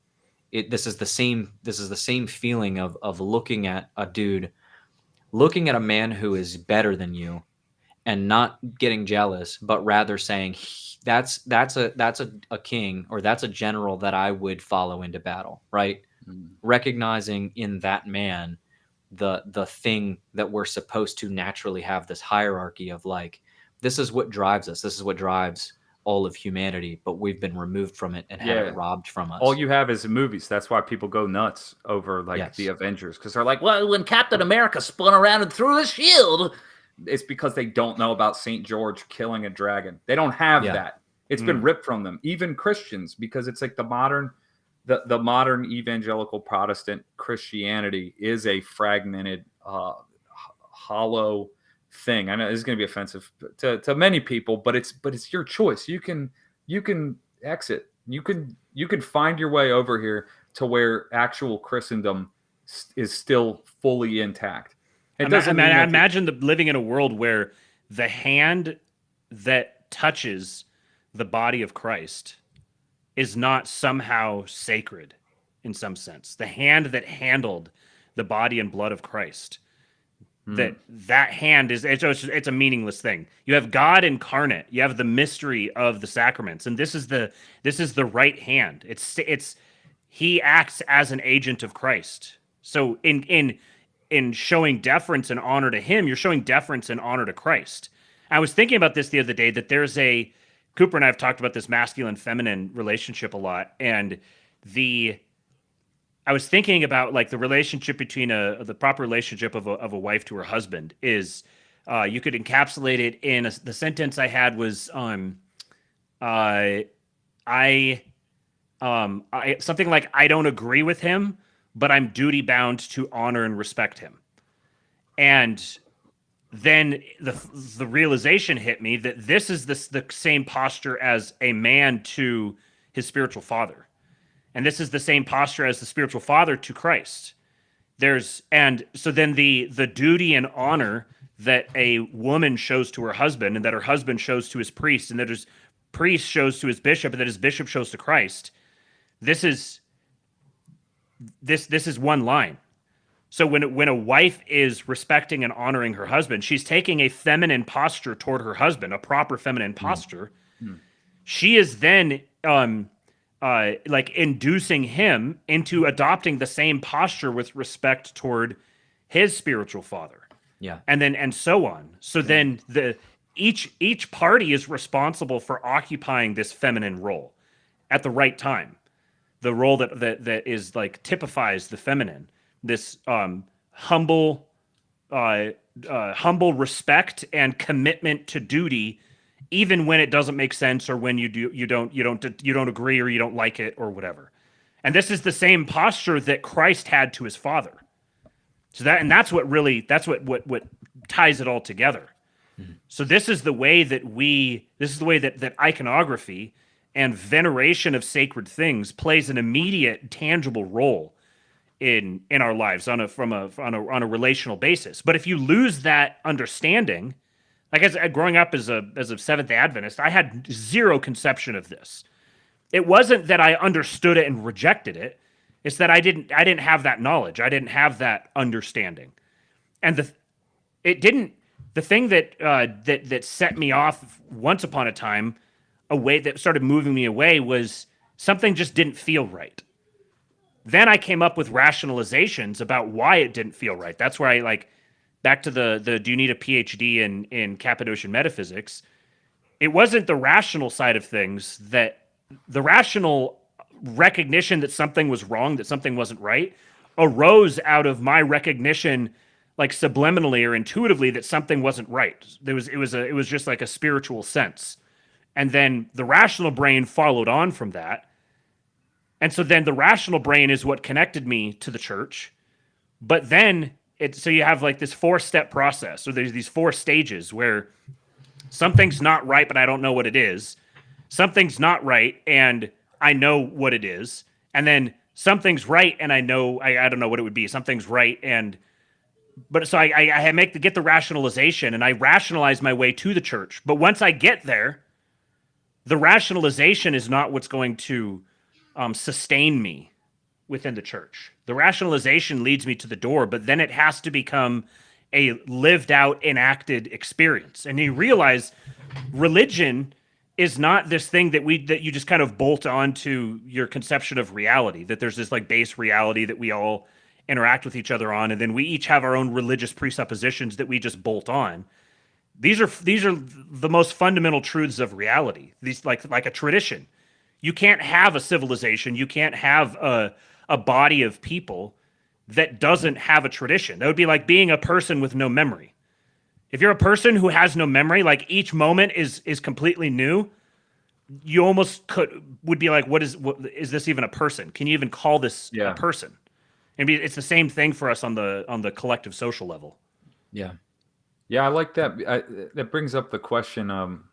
I dove into this conversation with someone that knew way more about like history and geopolitics than me. So they took the opposing side, but I still thought I was right, but couldn't back it up with like the fancy words. But we were talking about whether or not the United States is truly a nation. And I said, no, my conception of a nation, there has to be something in common, the language, religion, culture. We don't have that. There's different nations within it. Going back to what we were saying about the fragmentation of even just entertainment interests. That seems kind of like not that meaningful or important, but it's a tell, at least. It's an indicator. Colin, it's the canary in the coal mine. Yeah. We love saying that.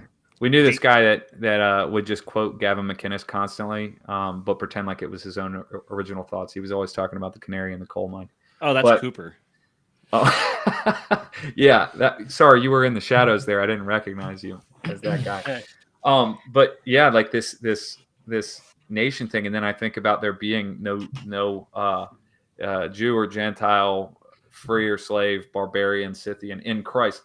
That really means something. So being a part of an actual member of the body of Christ, being some small part of it, being joined to the church, and then the church being the bride that's joined to the bridegroom, that's a nation right there. We have, and that's everything we're talking about, everything that's worth being united, not just united on in agreement rationally, but being united in. We all partake of the same body and blood of Christ, and then we mystically become through that the body of Christ on earth.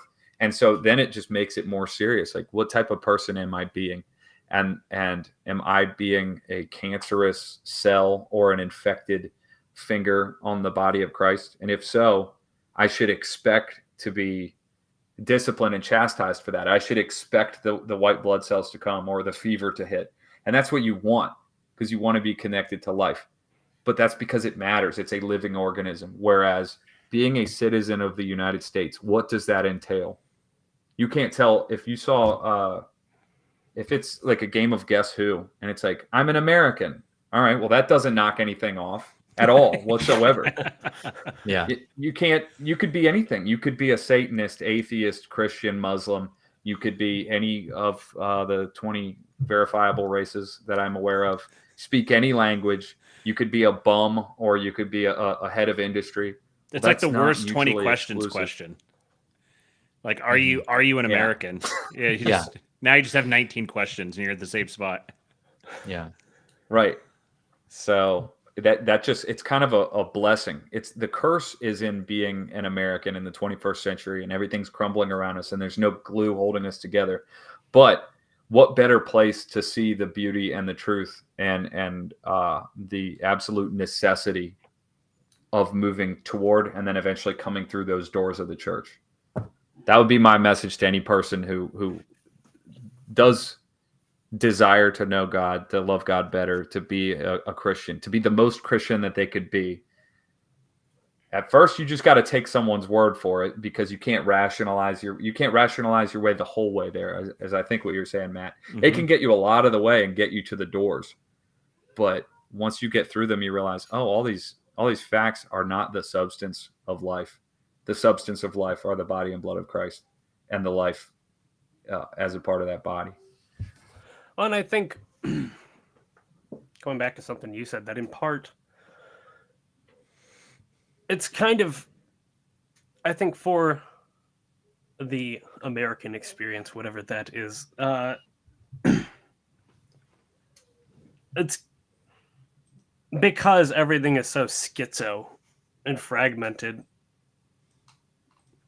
But what is it that I'm trying to say?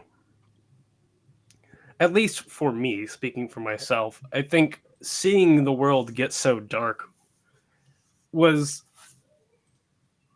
necessary.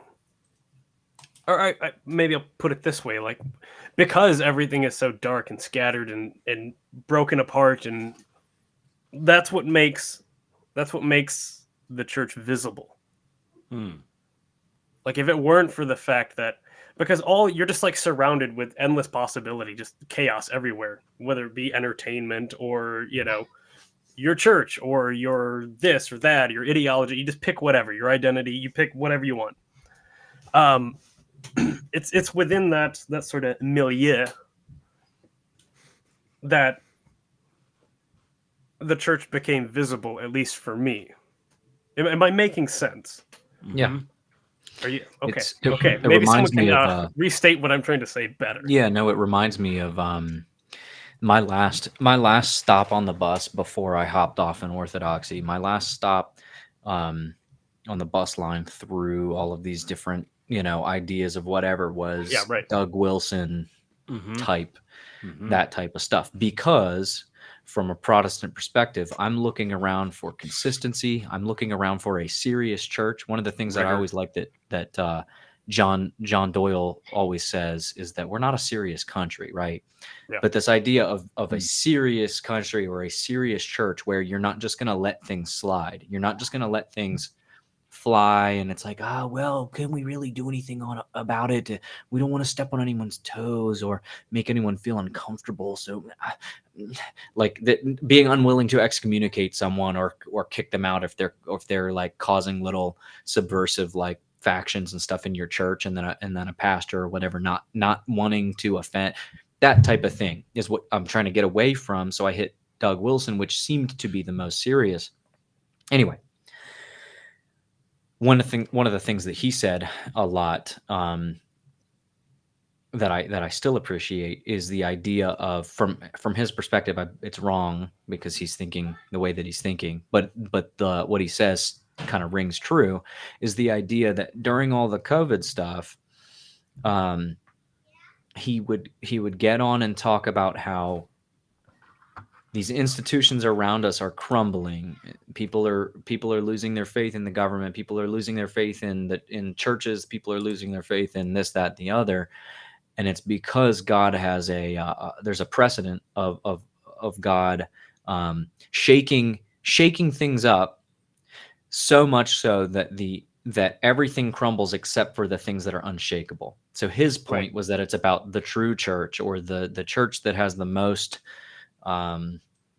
biblical whatever, right? A true Bible believing church, right?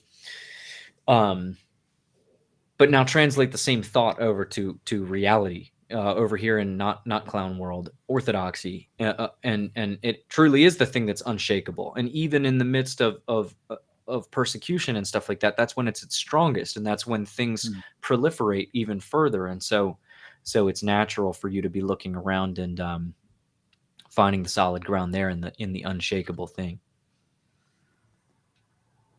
Yeah, and yes, well said. It required everything, especially 2020, 2021. Things were pretty dark and pretty shaky, and it's those conditions that made it possible for me to see that kind of dim light off in the distance. Yeah, You told can me I to- quote? Can I ahead. just throw? I just feel like they've earned it. Sometimes Colin and I talk about the things that we were genuinely. It was at the. Let me just take one farther step back, because there's a couple apt analogies here that daisy chained together. Colin said his last stop on the bus before Orthodoxy was Piggyback, like you might say. Right, when he was piggybacking gleefully on the back of he was kind of riding on Doug Wilson's back and just giggling all the way to Orthodoxy on the short bus. Yeah, so we see that chain of evolution or progression politically, spiritually. The other thing, and sometimes you look back and you have respect for those, but we don't have a lot of respect for some of the music that we were into. Maybe we look back and cringe a little bit.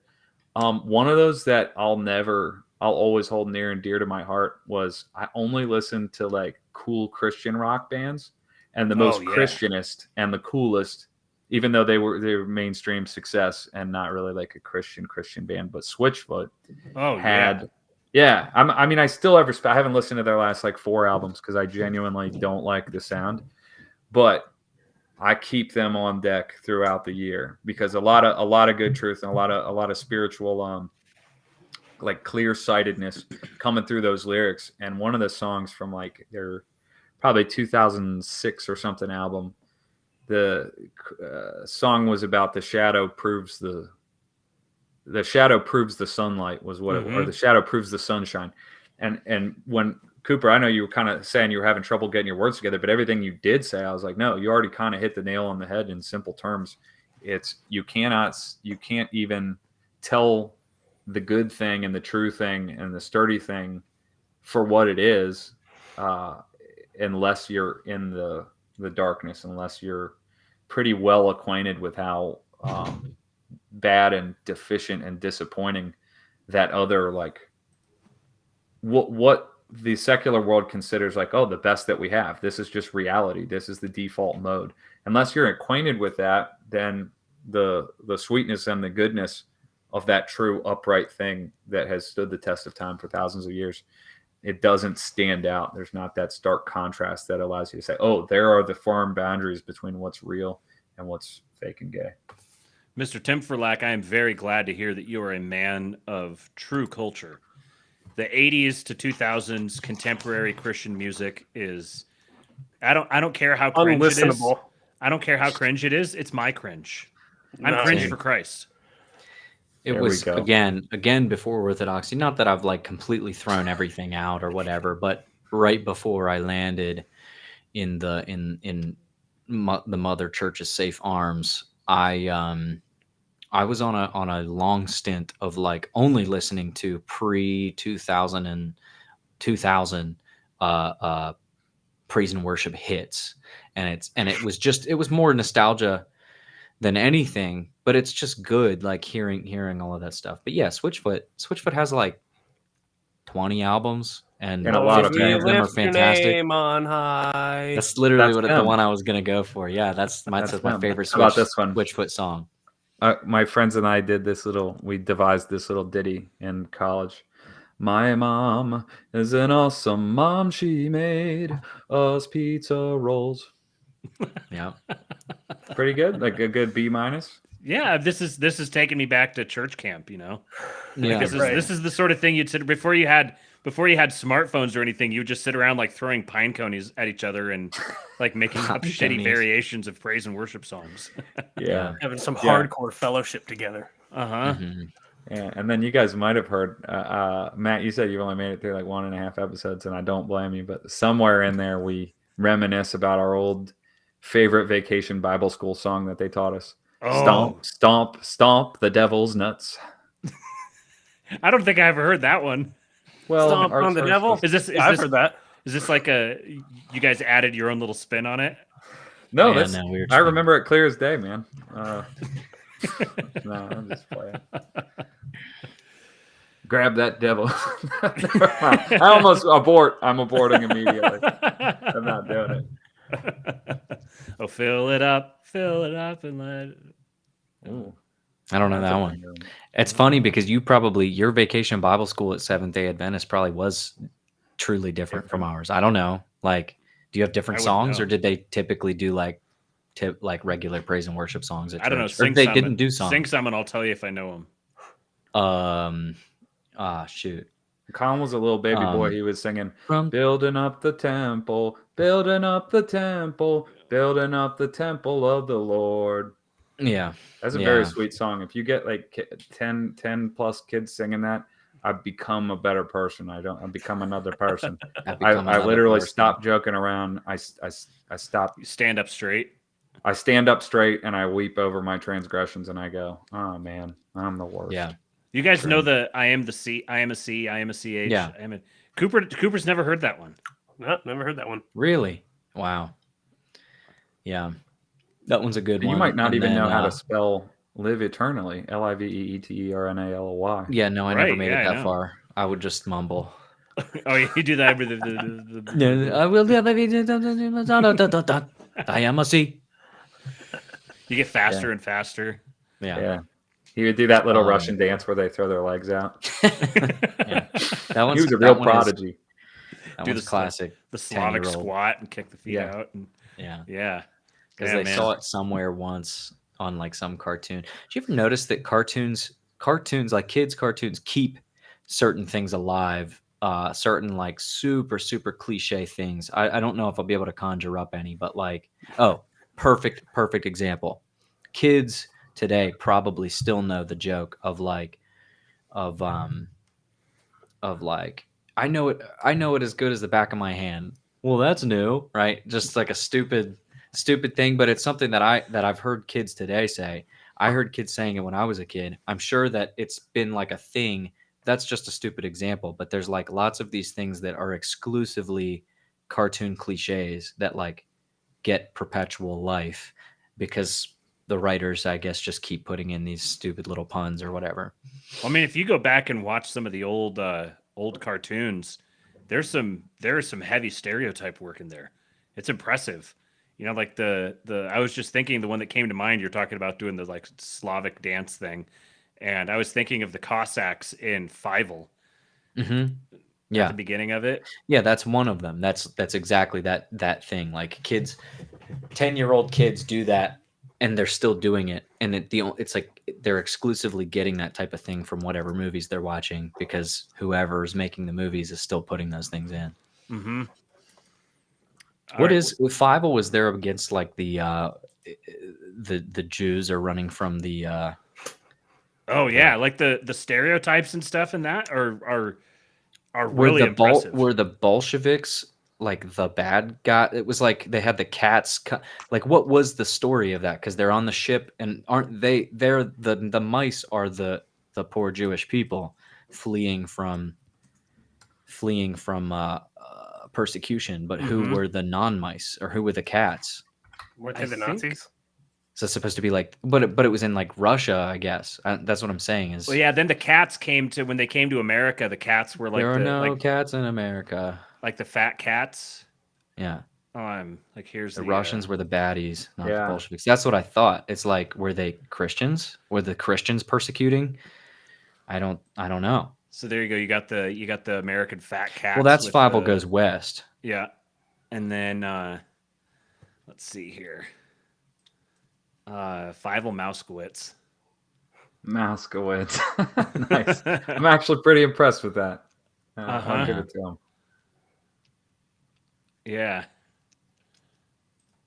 All right. Well, Grandpa Cooper is sending over messages asking if we're ready to wrap. So, are you guys ready to wrap? I'm a big DC Talk fan. Yeah, I'll So wrap. Have I'll do all a the couple DC lines. Talk DC stuff Talk. memorized. And I'd like to say I rock the mic in a kicking kickin' way way. with a death track from Ballet Beat. Yeah. I don't want it. I don't want it. I don't want your sex for now. You That's a real guys, song. you guys are pulling the deep cuts. Oh yeah, Yeah. for the viewing audience that thinks that I just made that up and I was making a silly little Christian rap joke, those are the lyrics. Go Mhm. find it, man. Throw it on your summer playlist. White Boy Summer, Yes. Christian Summer, DC Yes. Talk Summer. Oh man, Toby Mac, and a Mac is back, no Jack. On a DC track that's jacked. Beyond comprehension, I believe that I failed to mention that. Yeah. It's a lack of recognition when it comes to his position. Because if Christ can't be crossed over, then I'll kick my beat up Nova. It's I'm in White Boy pain. Summer. Because all I want is to be in the light. I want to be in the light like you Sing are it, in Kevin the Mack. light. So I we're don't really pumping listen to DC. lyrics. We're pumping Yeah. DC Talk. DC Well, Talk then you hear got some you get Michael syllables. Tate moves to Newsboys, Yeah. and now Big he's become mistake. the new face of the Newsboys. I don't know what happened to Peter Furler. Yeah. Now the Newsboys were primo content. If you Yeah. go back and listen to I always liked Beautiful Sound, that whole album where it's like It was Or Love is that- Liberty Disco Call. yeah, Love Liberty Disco and Beautiful Sound was the first song. That And was to a answer your freaking question, awesome- Matt, Peter Furler went on to act in the movie The Mummy. He was one. Did he he? was that main. Look it up. Pull it up before we wrap. We wrap Are before. you- Yeah, pull up the main character from The Mummy and You mean Brendan Oh. Fraser? Oh No, God, I not see. him. The actual No, the mommy.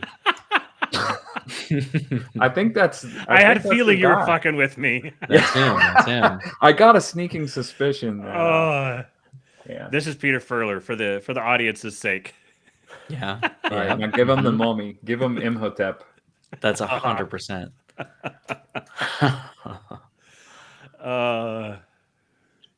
Where is Here he? he is, down there in the. Wow, Brendan Down Fraser's left. looking rough. Yeah.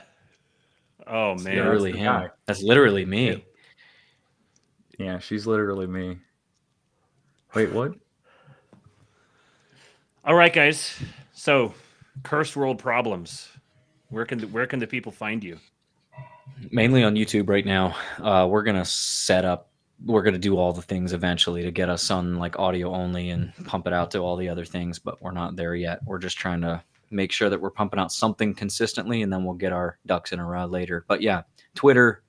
I'm Narrow Path Enjoyer. Not. I mean, you can go follow it. I put some stuff out, but it's mostly just stupid stuff. Justin, your Twitter is what? I always forget what my Twitter is. My Twitter is hard to spell. It's Gohan Sebastian Bach, but all the vowels in Sebastian aren't there. You don't have to worry about that. I never wanted Twitter fame, but I will say our CWP pod Twitter could use some love because it's hard to. It could use some love from us too. Like we haven't really done a whole True. lot on it, but So the Curse yeah, World Instagram. Problems, the Curse We World haven't Problems officially. Twitter. Please go No, ahead. you go ahead. All right, now you go. No, you. All right, you so go ahead. it's at. So if it's at CW the Instagram is. Colin, you're No, you ruining go it. ahead. You're Go tanking ahead. the stream.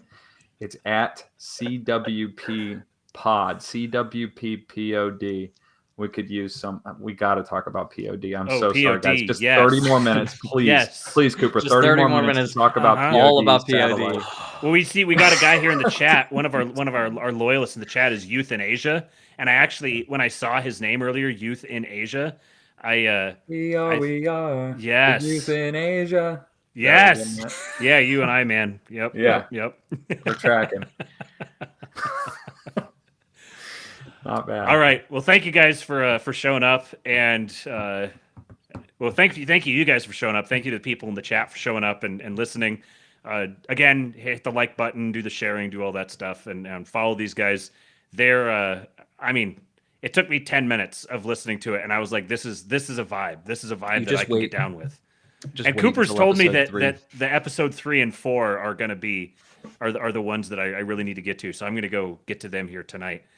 Also, these two handsome, just stunning specimens.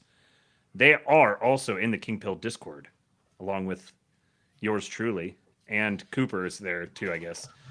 Just a side note about the show. It is. I know a lot of people like to do, fast track it or whatever, but it truly is. It's like I'm a chef preparing you a meal, and then I put it in front of. It's like a sushi chef puts sushi in front of you, and you start picking it apart and put the fish over here and eat one rice at a time. He would kick you out and commit freaking harikari or whatever.